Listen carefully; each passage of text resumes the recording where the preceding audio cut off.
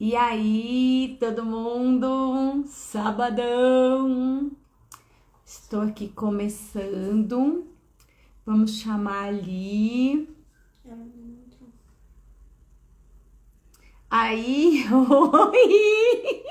Oi, João Paulo, tudo bem, querido? Olá! Olha aí, eu trabalhando de sábado, viu, João? Oi, Gi! Oi, pessoal! Uau, Lu! Ai, que povo querido! Muito gostoso! Que legal! Nossa live que vai falar sobre alfabetização hoje. E eu já vou chamar a nossa convidada especial, que é a professora Liana. Cadê Liana? Liana, entra aí, que a Liana tá entrando. Sejam todos muito bem-vindos. Uau, obrigado pelo lindona, Sandra. Vamos chamar a Li. Cadê você, Li? Li, já estou aqui. Cadê você? A Liana Pinto Tubelo, que é uma querida. Obrigada, João. Valeu. Muito obrigada mesmo. Vamos falar sobre alfabetização, João. Olha aí. Brauna, que delícia. Ali, te convido, Li. Aí, ali tá aqui. Legal, aí. O convite chegou. Ali, que é do Sul. Uau, nosso amigo Anderson. Uma live de pesão, já. Amiga querida! Ah, Que coisa bom boa. te ter por aqui. Seja muito bem-vinda. É uma alegria imensa te ver, viu? Olha, muito obrigada. Muito obrigada por aceitar o convite, por estar aqui nessa noite de sabadão, né? Para a gente falar um pouquinho sobre as coisas que a gente gosta. Você trouxe o seu amigo, Lia? Ó, o Wilson aqui. Oh, Neurolino. Lia, eu vou fazer vou até printar essa tela, ó. Segura aí. Segura aí, vamos printar a tela aí. Legal. Tá me Seja ouvindo muito bem? bem-vinda, querida. Tá me ouvindo bem? Sim, Show. estamos te ouvindo bem. Então, é, era para ser ontem, né? A gente quer pedir desculpa, inclusive, de a gente ter passado para hoje por causa da nossa situação aqui no Rio Grande do Sul, que está bem complicada. E é por isso, por entender que a vida é um presente, né? Todos os momentos, todas as experiências, que eu quero começar assim, já levantando o astral aí e agradecendo a todos que estão entrando com a gente, né? Amigos de todos os lados, colegas, alunos. Então, tem uma música que eu conversei nos bastidores aqui com a Mel, que é uma parceira e amiga de já alguns anos, né, Mel? Não é a primeira vez que a gente faz a live junto, mas é, dos nossos Instagrams são. Então, tudo é parte da vida. Eu vou cantar para ela. Aprender me fascina. Sabe mais me interessa. Posso não mudar o mundo, mas mudar ao meu redor e ter consciência de fazer algo melhor. Certas situações não consigo notar um pouco mais além que o olhar vai revelar. E é isso que a gente vem trazer, né? Esse novo olhar, um olhar para além do que a gente vê. Olha o Rony aí, as cerebelologistas em ação. Muito bom. Oi, Mel. Gratidão. Então, Mel, nossa missão hoje é essa, né? Trazer esse olhar para além do que a gente vê, o que mais pode nos revelar a ciência, né? E essa ciência que a gente ama tanto, que são as neurociências. Então, eu trouxe também para a gente refletir dois pensamentos semelhantes. Um é de uma amiga minha, de Mato Grosso, a Ariane Yoshiro, que é uma pedagoga, ela fala: a infância é um chão que se pisa a vida inteira. E eu acredito que ela se inspirou em Lia Luft, quando ela fala, né, a grande Lia, a infância é o chão sobre o qual caminharemos o resto das nossas vidas. Porque quando a gente fala de infância, a gente já nos remete, né? Quando falamos de alfabetização, nos remete à infância. Sendo que esse processo é para o longo da vida, né? A gente passa a vida se letrando, se alfabetizando. Quantas novas palavras, vocabulários a gente adquire todo dia quando a gente estuda, né? Então, sim, começa na infância. Essa infância que nós carregaremos, estamos carregando, né? As nossas histórias. E isso importa muito para o alfabetizador. Porque entender como é que se processa o cérebro da criança, como ela se desenvolve, né? Faz toda a diferença. Temos metodologia, sim, cada um de nós que alfabetiza, escolhe o método que vem mais ao encontro da tua forma de ver e perceber, né, esse processo. Mas entender o desenvolvimento desses pequenos cérebros é essencial. E ainda não é obrigatório na graduação. Não é? Você que trabalha na faculdade? É. Li, você como sempre maravilhosa, né? Eu adoro as suas surpresas. Essa canção é linda, linda. Depois a gente poderia até publicar lá no Isso. Insta para todo mundo. É da banda Libertarte. Banda Libertarte. Podem procurar aí no YouTube. A letra é maravilhosa e tem um rapper junto. Então ela é bem moderna, né? Tem toda essa linguagem jovial e dessa nova geração que encanta, que fascina. E quando a gente fala de fascinar, né? De se fascinar por algo, aprender me fascina.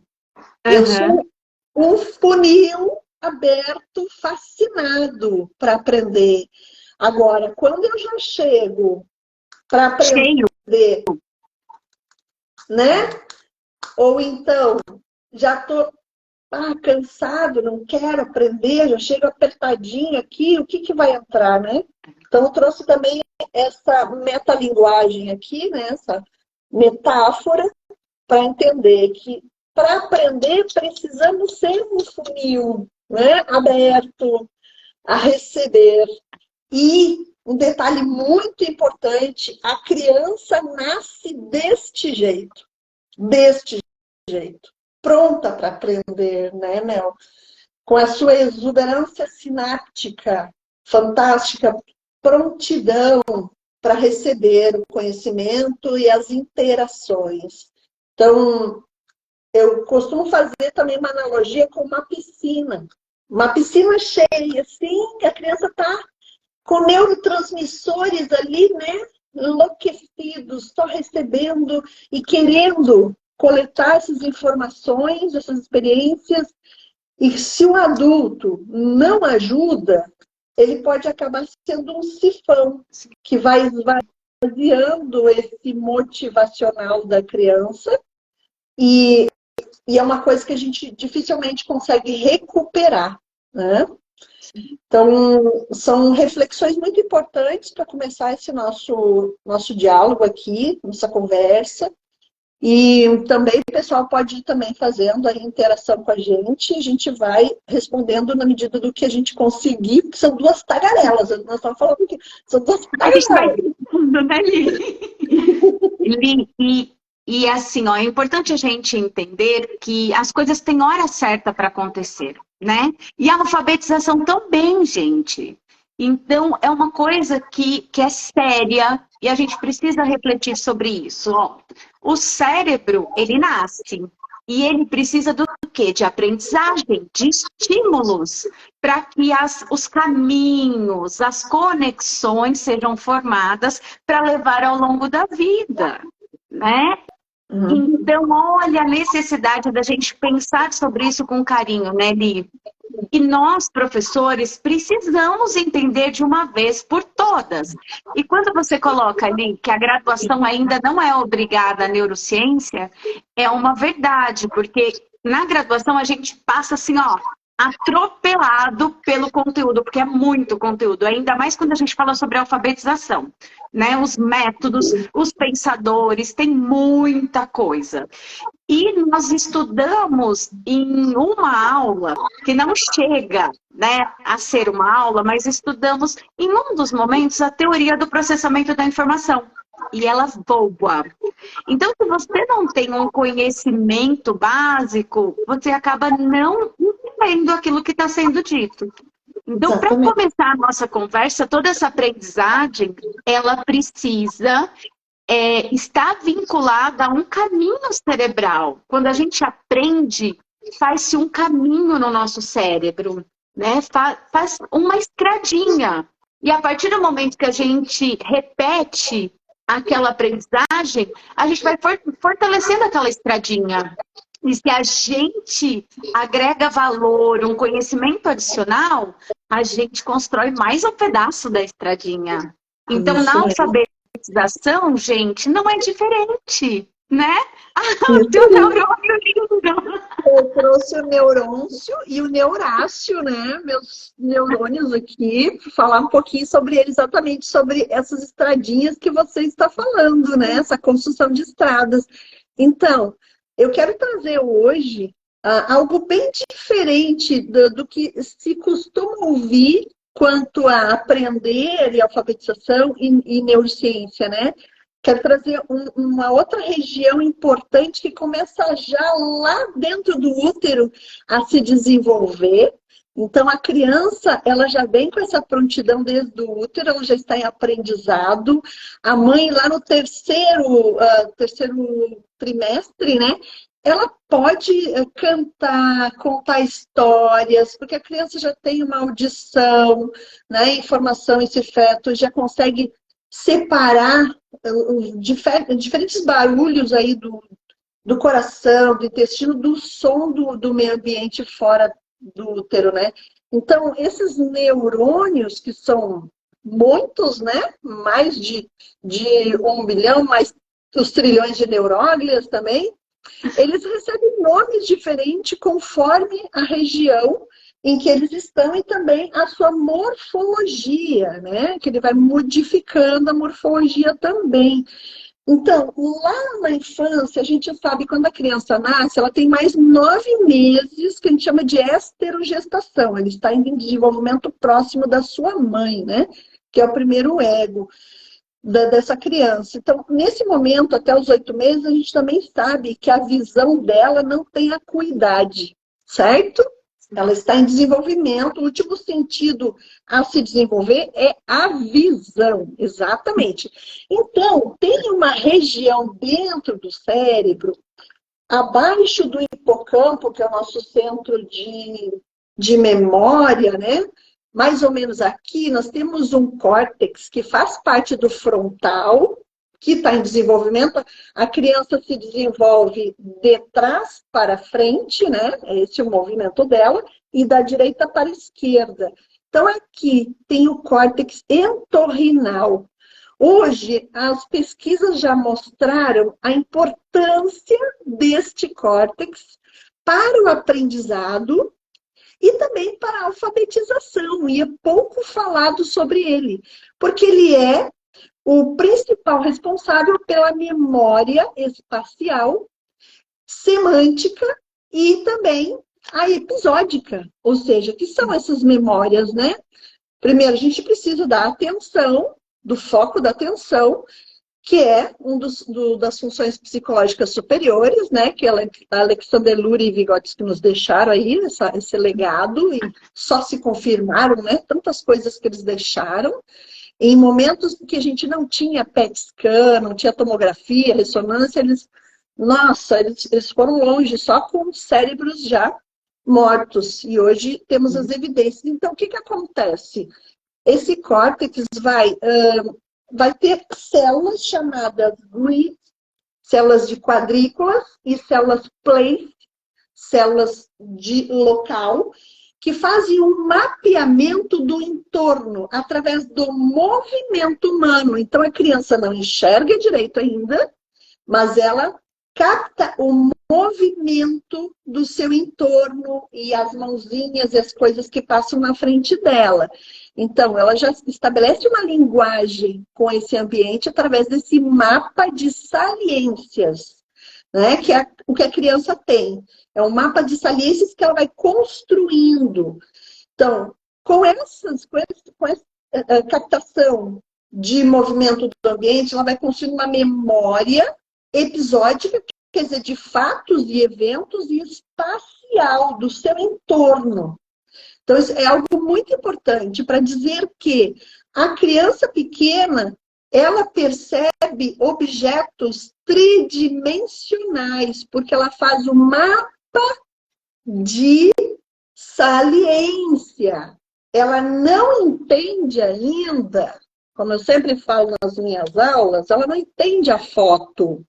Ela precisa da tridimensão. Isso é muito importante que o professor soubesse, né, para a sala de aula, porque nós estamos falando de estímulos sensoriais e de crianças que possuem conexões que nós chamamos de neuroplasticidade transmodal. São no mínimo, três sentidos conectados: visão, tato, cheiro, não é, Mel?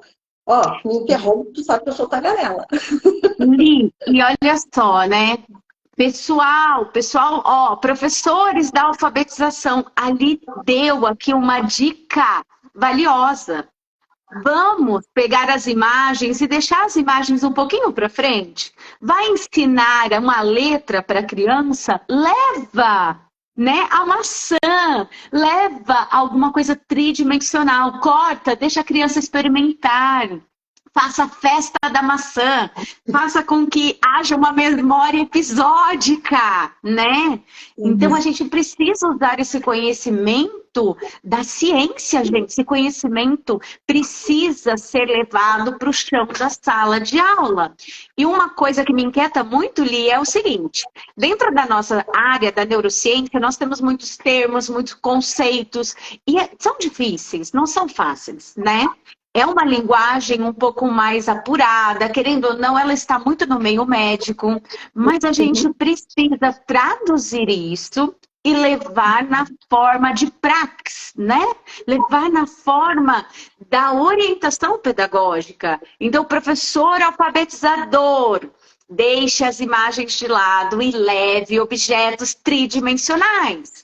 Faça festa. Na festa tem movimento, tem memória, tem sentimento, né? E o sentimento a gente sabe também que é um potencializador da aprendizagem, não é, Li?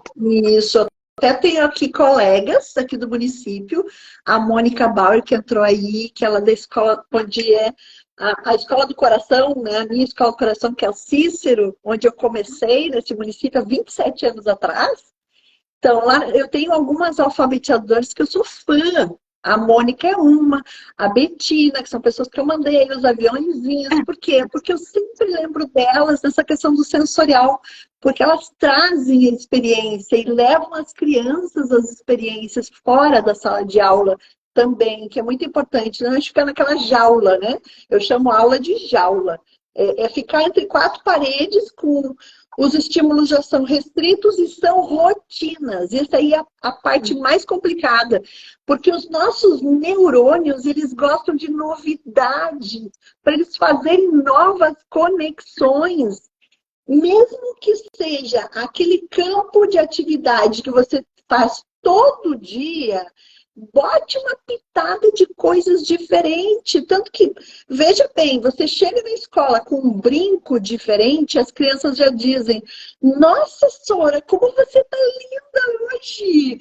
Então, eles notam batom toda toda coisa diferente que você colocar já mudou o estímulo.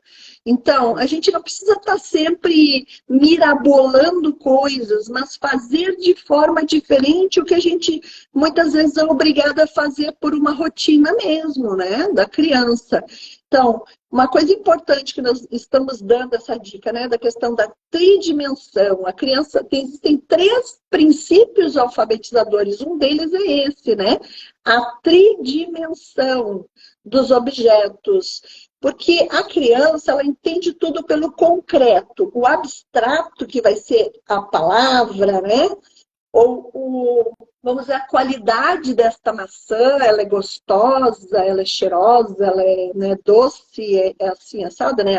Ácida. Isso é abstração para a criança. Então, a gente precisa apresentar através da experiência. Isso é muito importante. A Mônica dizendo obrigada, querida. Então, a diferença aqui eu aprendi com uma outra colega nossa, aqui, uma mestre nossa, que é a Carla Ramírez, que é montessoriana. Ela foi ao Chile e trouxe essa experiência. Eu sempre cito as pessoas, eu me aproprio da experiência, mas eu cito de onde eu aprendi. Então, a gente traz essa experiência aqui, ó. Esta maçã, ela é de quê? Ela é uma representação, né? Tridimensional, já não tem a mesma textura, não tem o mesmo peso. Então, a criança já não tem o cheiro, não tem o gosto. Então, quantos sentidos ela deixa de ter o estímulo quando ela recebe este faz de conta aqui, né? Sim. Em vez de receber este. Aqui ela tem o real, ela tem o peso, a proporção, né? O gosto. E aí ela vai aprender o som. Massa! Né? E a gente pode até contar histórias, falar sobre a maçã, sabendo as experiências deles sobre essa maçã, né? Quem conhece uma maçã, que gosto tem? Existe outro tipo de maçã? Existe outro tipo de cor de maçã? Então, a aula, meu Deus, se estende, né? Quando a gente traz uma experiência que é do cotidiano, mas eu vou trazer novidade sobre ela, porque de repente ela conhece a maçã porque a mãe raspa lá a maçãzinha para ela, faz, né? Ou faz cortadinha, faz com banana, com frutas. Olha a riqueza de discursos que as crianças vão nos trazer quando a gente traz um estímulo sensorial. E daí vão nascer as narrativas, e elas vão criando a memória semântica, que também é do córtex entorrinal, que nós falamos, para quem está entrando agora, ó, nós estamos falando de um córtex do nosso cérebro muito importante no mapeamento do entorno de construção de memória episódica, semântica, né? Que a semântica quer dizer o quê? Ela vai me contar, a criança vai me contar como é que ela conhece a maçã, quem representou, né? Então, ela vai lembrar de fatos episódicos, mas significativo para a vida dela. Essa é a diferença. Porque para eu aprender, algo tem que ter significado. Então, é um desafio grande para o professor, mas pode ser simples. Porque não precisa ir longe para conseguir trazer algo de novo, né, Mel? Lia, sua fala me traz 2 situações. A primeira é do significado, que é ter razão. Por que a criança está aprendendo aquilo? A gente precisa dar razão, dar significado para a criança. E essa construção, ela precisa ser feita por nós, que somos os adultos dessa relação, né? Então, nós precisamos dar razão, sentido, por que ela está aprendendo aquilo. E o outro ponto da sua fala ali foi Piaget. Gente, o que ele está falando é Piaget, né? Piaget todo mundo estuda na graduação. O Piaget, o que a gente estuda do Piaget? Nós estudamos as fases de Piaget. E ele fala da fase sensório-motora, da fase pré-operacional. E ele nos conta assim, ó, nós aprendemos a partir das nossas experiências, daquilo que a gente vive. É isso que vai formar as memórias, as aprendizagens que ali está falando, para que a gente tenha condições de trabalhar com a abstração. Isso é Uhum. Piaget puro. Então, olha, depois de quanto tempo que Piaget veio, escreveu as teorias, falou a respeito, e a neurociência comprovou, ele estava certo, né? Então, a importância da gente trazer esse conhecimento atrelado às teorias da aprendizagem. Não são coisas que estão na contramão, são coisas que estão juntas. Quando a gente entende dessa forma, ó, a gente expande. E aí o chão da sala de aula não é um terreno maciço, cansativo, né? É um terreno fértil. Porque nós, Fascinante. exatamente. E outra coisa que me inquieta, viu, Li? A gente fala muito assim, ah, porque tem que ser gostoso para o aluno, porque que tipo de aula você está dando para o aluno, como ele vai receber. Gente, a aula tem que ser boa para o aluno e para o professor, para os dois. Se só for para um lado, essa balança está desequilibrada. A gente aprende com quem a gente gosta. A gente faz esse processo acontecer se a gente gosta também. Então a gente precisa trabalhar com essa emoção. Quando você sai de uma sala de aula feliz, essa é a métrica, né? Ó, foi sucesso, todo mundo aprendeu. Então a minha métrica precisa ser esse sentimento gostoso, cheio de dopamina. Não é? É isso, exatamente. Então, e aí nós falamos até agora, então, dentro da questão do campo das neurociências, da neuroanatomia, do córtex entorrinal, das três memórias importantes, né? E agora quero falar de mais um princípio alfabetizador. Nós falamos da tridimensão do objeto. Agora, vamos falar de algo que tem a ver com a reciclagem neuronal. Porque o nosso tempo é curto aqui e a gente vai avançando. Então, não quero deixar que a gente fale sobre os grandes achados que hoje todo mundo conhece Stanislas Dehaene, né, que publicou sobre os neurônios da leitura. E os estudos hoje trazem evidências de que a leitura não é natural ao nosso cérebro. Então, ela precisa ser treinada de forma prazerosa desde a tenra idade. Isso não é alfabetizar bebês, não é alfabetizar no maternal nem no pré. É fazer exercícios em que você vai brincando com ela, trabalhando a direção da leitura, que é arbitrária ao cérebro da criança. Porque se você olharem para o hemisfério oriental do planeta, como é que é a escrita da maior parte das culturas orientais? É da direita para a esquerda e algumas são de baixo para cima. Todo mundo que leu Psicogênese da Escrita, Emília Ferreira e Ana Teberoski, lembra que no público não letrado em que elas pesquisaram, qual era a hipótese das crianças? Era de fazer a escrita da direita para a esquerda e de baixo para cima. Esse é o processo natural da criança, do desenvolvimento do cérebro dela.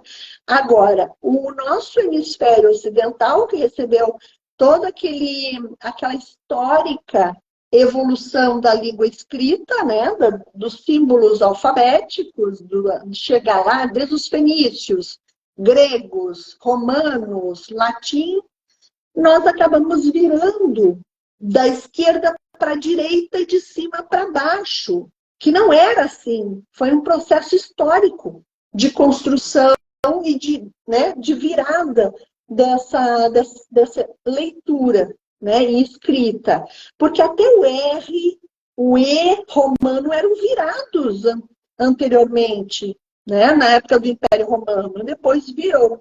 Tanto que um dos grandes, vamos dizer assim, vilões, nesse sentido, é o Carlos Magno, porque ele pediu uma letra diferente, né, egocêntrico, imperador, e aí, então, os monges fizeram a cursiva chamada, como é que é? Hoje eu estava colocando até no livro que eu estou escrevendo sobre neurociência, né? É carolíngio. Carolíngio era o nome do tipo de letra cursiva que ele, né, estabeleceram para ele e que ficou na história. Então, o que eu quero dizer com isso? Que a gente precisa exercitar com a criança, quando vai fazer a literacia, quando vai ler para a criança o livrinho, passar o dedinho onde está lendo, da esquerda para a direita, né? De cima para baixo, fazendo um movimento que a criança vai acompanhar seu dedo. Por quê? Porque ela constrói mapa de saliências com o seu córtex entorrinal. Ela está lendo o movimento do seu dedo e ouvindo o que você fala. Então, vejam que a criança ela é protagonista e ativa da sua aprendizagem, mesmo que você esteja mediando a situação. Você tem o lendo engano, né, que está ensinando, mas na verdade ela está achando as estratégias dela, que são intuitivas, são essa inteligência ancestral que já vem conosco, para ir captando a informação que você está dando. Então, são coisas importantíssimas. Diga, Mel. E a importância do professor respeitar isso, né, Li? A gente precisa considerar isso. Muitas vezes a gente fica resistente, querendo que a criança faça do nosso jeito. E a gente não considera que ela também está traçando uma estratégia. E aí, gente, entra para os autistas, para o TDAH, a gente precisa ter esse olhar. Eu costumo dizer que é um olhar caprichoso, né? Um olhar que realmente possa trazer informações para a gente construir estratégias que atendam essa criança, né? Olha, falando em livro, essa live dá um capítulo, hein? Verdade. Oli, o Renato está te perguntando o seguinte: se os processos de desenvolvimento coincidem com os processos de aprendizagem ou ocorre separadamente? Então, vou citar um pouquinho, como fazer um exemplo, né, para o Renato, sobre a questão do desenvolvimento e dos processos de aprendizagem. Depende de como, que metodologia que tu vai usar nesses processos, né? Porque os processos vão acontecer. Mas que metodologia você vai usar para ensinar, ou para promover essa facilitação da aprendizagem da criança? Vou usar, então, o método fônico, que é tão falado hoje, principalmente pelos estudiosos neurocientistas, né, comprovando a eficácia, e que existem polêmicas até em cima disso, mas eu concordo plenamente com o Derrame. Por quê? Porque se você seguir o processo do desenvolvimento, como o Renato está trazendo, como é que começa a fala? Quais são as primeiras os primeiros sons que a criança vocaliza? Quais são as primeiras consoantes que ela vocaliza, que ela vai consonantar, no caso, né? Vai emitir som. Não vai ser o B, C, D, né? Então, ela vai fazer o E, vai fazendo os sonzinhos vocalizados dela. Aí entra o detalhe da psicomotricidade, né? Porque por que ela ainda vocaliza, ela começa a vocalizar ainda quadrúpede? Ainda em 4 e 6 apoios, quando ela começa a sentar, temos o aparelho fonador na vertical, e aí conseguimos emitir consoantes. Se a gente olhar para o mundo mamífero, animal, todos de quadrúpedes vão vocalizar. Não tem ninguém falando consoantes por aí. O papagaio consegue imitar porque ele está na vertical também. Então, vamos olhar para os outros animais e fazer essa comparação, né? Mesmo porque o nosso, por exemplo, essa região que nós temos da fala, ela tem pouco mais que 5.000 anos de evolução, né? Os outros mamíferos não têm. E outro detalhe importante é o meio onde nós aprendemos a falar, porque nós temos vários estudos de crianças que foram abandonadas, né, entre os animais, lobos, macacos, exato. E o que acontece com eles? Eles só se humanizam quando vêm para o berço humano. Antes disso, só vocalizavam, urravam. Então, esse é um outro detalhe, a aprendizagem social. Nós aprendemos a falar e a escrever num ambiente favorável para isso. Se eu venho de um mundo iletrado, eu vou ter mais dificuldade, não vou estar impedido de aprender, porque todos aprendem. Vou ter que dar mais estímulo para essa criança. Vou ter que encantá-la em buscar, em enxergar, porque ela vai ficar mapeando mapa de saliências, o seu entorno, buscando ferramentas para aprender se ele quer. Então, ele, aproveitando que ele é um funil, né, para receber informação, e aí, detalhe, pais, comunidade, que começa a dizer para a criança, tu não aprende, tu é burro, né? O que acontece? Vai fechando, vira o funil. E aí a criança não quer aprender, porque ela já acredita que ela é burra. E a gente sabe que quem trabalha em escola pública sabe que isso acontece. Não acontece só com familiares, infelizmente. A gente ouve no meio docente, próximo da criança, inclusive, alguns colegas falando, aquele lá não vai aprender. Então, aí vem um problema, que é a neuroplasticidade transpessoal. Se o meu olhar diz para a criança que ela não vai aprender, que ela não tem condições, ela já entendeu a mensagem. Porque ela entende o meu olhar. O meu olhar tem que favorecê-la e não o contrário. O estudo do Roberto Lente mostra isso, né? Que 50% da aprendizagem, gente, está no olho. A criança olha, ela busca o olho do professor.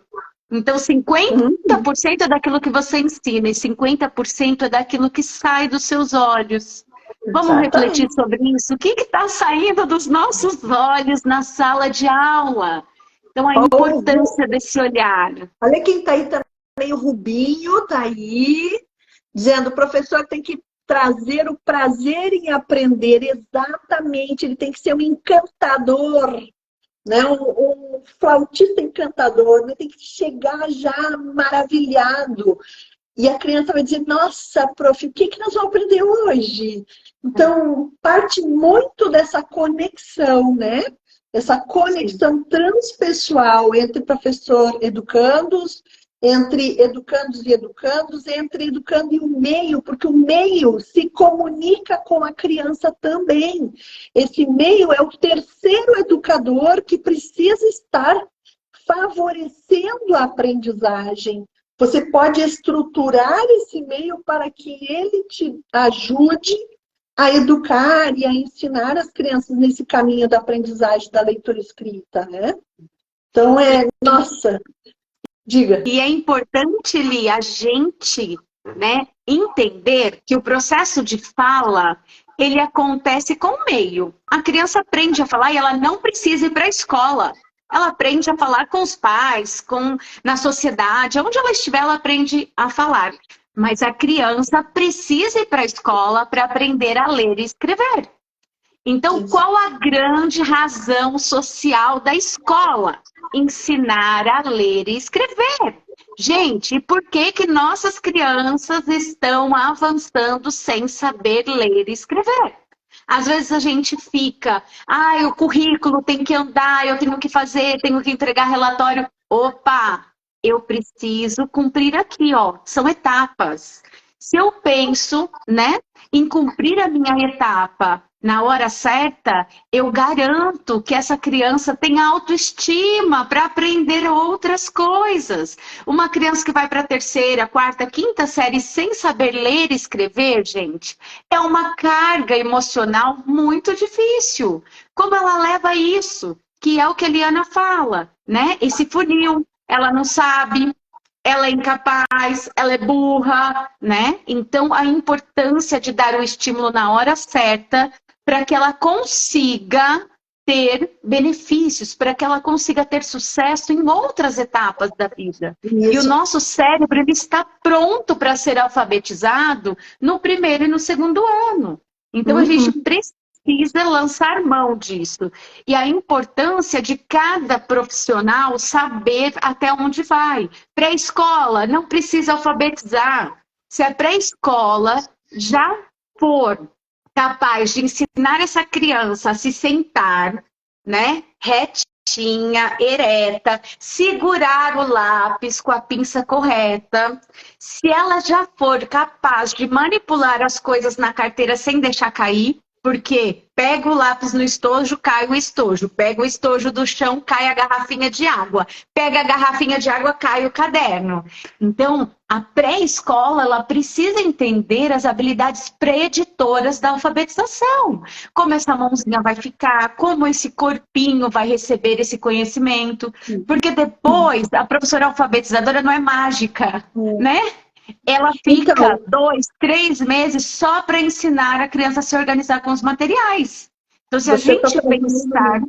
Oi? Você está trazendo aí uma coisa muito importante, que é o psicomotricista, né? Ou a psicomotricidade, o desenvolvimento psicomotor. Nós temos aqui a Rosane Romanini, psicomotricista, o Renato, psicomotricista, a Janaína, psicomotricista. Tem vários psicomotricistas aqui nos assistindo. E o papel deles é essencial para a alfabetização, que é exatamente isso que você está trazendo. E não é ainda, antes do lápis, precisa a apreensão palmar lá no bebê, né? Depois a bidigital. Existe uma hierarquia nessa apreensão, esse exercício de apreensão, e que pode ser da esquerda para a direita, já fazendo exercício de um dos princípios alfabetizadores, para depois chegar na apreensão trípode do lápis. Isso é muito importante, né, Mel? Então, é essencial que tu disseste, lá na educação infantil, todos os pré-requisitos necessários do corpo, porque a grafomotricidade é a última a ser adquirida. Precisamos pensar na macromotricidade, na micro, na oro, né? Todas essas três são essenciais para que a grafomotricidade aconteça. Então, é um trabalho em conjunto, não é só a professora alfabetizadora. É todo um processo que começa na educação infantil, e se a criança chega com lacunas no fundamental, é necessário primeiro olhar para esse corpo antes da escrita, não é? É, exatamente. A impressão que me dá é que a gente vai empurrando a sujeira para debaixo do tapete, né? Não, é preciso levantar esse tapete e ver o que tem lá. Ó, a criança não adquiriu isso, eu vou começar daqui, né? Eu preciso retornar um pouquinho, é dar um passo para trás para dar um salto para frente, né? Então, é importante que a gente tenha isso. Li, a nossa live vai cair em instantes. Foi uma delícia estar com você. Eu acho que a gente pode marcar mais vezes. Com certeza. Tenho certeza que o que a gente pensou, nós não falamos nem um terço. Não. Olha, a gente precisa retomar essa dobradinha. A gente deve estar por aí, né, viajando o Brasil nesse segundo semestre. Nós estamos trabalhando juntas, gente, numa parceria muito bacana. Eu estou tendo a honra de estar com a Liana, que é um prazer. Nós desenvolvemos trabalhos com as prefeituras, com as redes municipais, né? E a gente fica à disposição, se caso você quiser saber um pouco mais, se quiser conversar com a gente, manda direct. O WhatsApp também está na bio dos nossos Instagrams. O meu Instagram é @mel.oliane, o da Li é @Liana Pituto Belo. Liana Tudo Pituto Belo. Tudo junto. E assim, nós estamos à disposição para o que vocês precisarem. Esse é um assunto que a gente ama falar, né, Li? Fala muito. Bastante. Olha, estamos com a secretária da Educação de Braúna, uma querida, é a Lu. Ela já está falando, ó, que a Braúna vai ser a primeira da lista. Já estamos à disposição para ajudar. Li, e você finaliza essa live, porque você sempre tem lindos pensamentos. Nos coloque para refletir e para finalizar esse sábado com esse gosto bom de conhecimento e amizade. Você é uma querida, eu fico muito feliz em tê-la aqui comigo e que essa parceria seja de muito sucesso e que nos fortaleça enquanto profissionais, enquanto pessoas, para que a gente possa levar caminhos, alternativas, né? Percursos de aprendizagem que sejam mais felizes para pessoas como a gente, que gosta do saber, que é funil aberto. Isso aí. Então, esse prazer em aprender, ele tem que estar em todos os momentos da nossa vida, né? Porque é um grande presente estarmos aqui aprendendo, é uma grande escola a vida. Então, que você consiga manter essa criança, esse fogo infantil aceso, que é aquela frase que eu disse lá no início, né? A infância é o chão sobre o qual caminharemos o resto de nossas vidas. Ela é muito profunda, dita por Lia Luft, e que uma amiga minha de Mato Grosso, Ariane Yoshiro, meio que resumiu dizendo: a infância é um chão que se pisa a vida inteira. Então, mantenha a sua criança curiosa, viva, porque é ela que se comunica com a criança que você ensina, aprende, né? Nós ensinamos porque aprendemos, aprendemos porque ensinamos. A mesma coisa, né? Vygotsky deixou para gente, né? Nós desenvolvemos porque aprendemos, aprendemos porque nos desenvolvemos. É uma mão de dupla, né? De dupla via que a gente vai aprender até o último segundo de vida, ninguém está pronto, e a neuroplasticidade, ela também acontece ao longo da nossa vida. A neurogênese está acontecendo, vai reduzindo um pouco, né, esse movimento ao longo dos anos, mas ele está sempre pronto para fazer uma reserva cognitiva. A gente precisa estar buscando novos estímulos também para a nossa vida e para que nós sejamos realmente uma inspiração ao outro. Porque o professor é aquele que professa o quê, né? Ele tem que professar amor, porque amar ensinar é um ato de amor. Então, o professor é um amante da vida, deve ser um amante da vida. O educador é um amante da vida. Quer dizer que a gente nunca vai estar sempre bem, como agora no Rio Grande do Sul nós estamos passando por um dos nossos piores momentos. Não próximo da minha casa tem gente alagada, né? E a gente está tentando se ajudar, quem pode ajudar um ao outro. Então a empatia faz parte do processo de aprendizado. Nós precisamos exercitar a empatia, porque a criança, ela imita, ela se coloca no lugar do outro para aprender socialmente. Então, esse é um exercício que nós precisamos fazer no nosso cotidiano. Agradeço imensamente, eu vou terminar cantando, né, uma musiquinha que a gente canta lá. Para quem não me conhece, lá na Brinquedoteca Municipal de Capão da Canoa, a gente canta assim: queremos agradecer este encontro. Foi muito especial estar com vocês. Então, muito grata. Arrasou, Li. Ó, faltou cantar também em Libras, que você é ótima nisso.